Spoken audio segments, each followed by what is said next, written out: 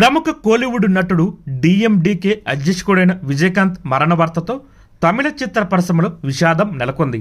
ఈ నేపథ్యంలో కోలీవుడ్ చిత్ర పరిశ్రమకు విజయకాంత్ అందించిన సేవలు, నటుడుగా ఆయన ప్రయాణాన్ని సినిమా ప్రముఖులు, సినిమా ప్రియులు గుర్తు చేసుకుంటున్నారు. ఈ సందర్భంగా కెప్టెన్ విజయకాంత్ కు సంబంధించిన పలు ఆసక్తికర విషయాలు ఇవాళ తెలుసుకుందాం. విజయకాంత్ నటుడుగా తెరగంటరం చేయడానికంటే ముందుగానే విజయకాంత్ సినిమా డిస్ట్రిబ్యూటర్ గా వ్యవహరించారు. తమిళంలో విడుదలైన పలు సినిమాల్ని ఆయన పంపిణీ చేశారు.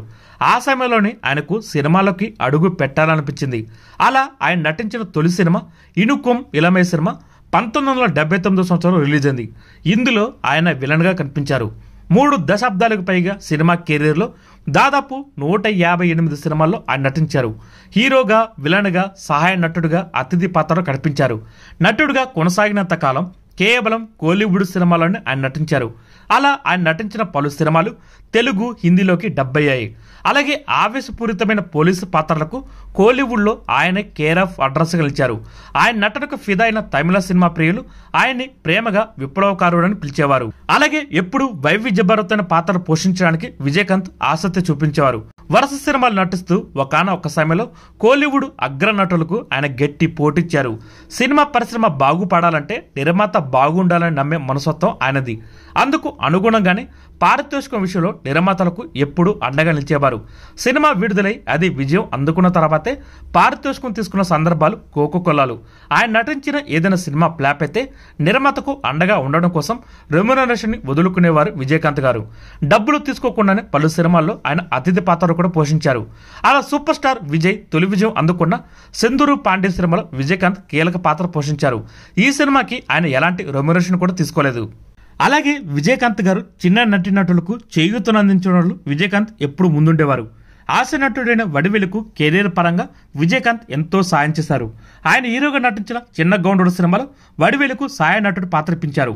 ఈ సినిమాలో చిన్న గౌండరు సహాయకుడిగా వడివేలు నటన అంతటా గుర్తింపు లభించింది.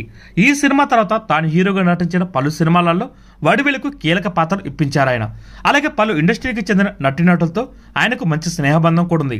అలాగే శరత్ కుమార్, విజయ్ తండ్రి చంద్రశేఖర్ ఆయనకు మంచి ఆప్తమిత్రులు. అలాగే సౌత్ ఇండియన్ ఆర్టిస్ట్ అసోసియేషన్ అయిన నడిగర్ సంఘం అభివృద్ధి కోసం విజయకాంత్ ఎంతో శ్రమించారు. నడిగర్ సంఘం అప్పుల భారం ఎదుర్కొంటున్న వేళ దాని అధ్యక్షుడిగా బాధ్యత స్వీకరించారు. ఆ సంఘానికి పూర్వ వైభవాన్ని తీసుకొచ్చేందుకు ఎన్నో కార్యక్రమాలు ఏర్పాటు చేశారు.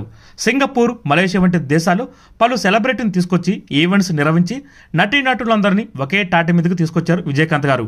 ఈ విధంగా వచ్చిన డబ్బును నడిగర్ సంఘంలోని సభ్యుల సంక్షేమం కోసం ఉపయోగించారు. అలాగే విజయకాంత్ సతీమణి పేరు ప్రేమలత. వీరిది పెద్దలు కుదుర్చిన పెళ్లి. తమ పెళ్లి గురించి గతంలో ప్రేమలత గారు ఒక ఇంటర్వ్యూలో ఇలా మాట్లాడారు. పెళ్లిళ్ళు స్వర్గంలో నిర్ణయమవుతాయి అనడానికి మా జంటే సరైన ఉదాహరణ. పెళ్లి తర్వాత ఆ మాట నిజమనే భావన నాకు కలిగింది.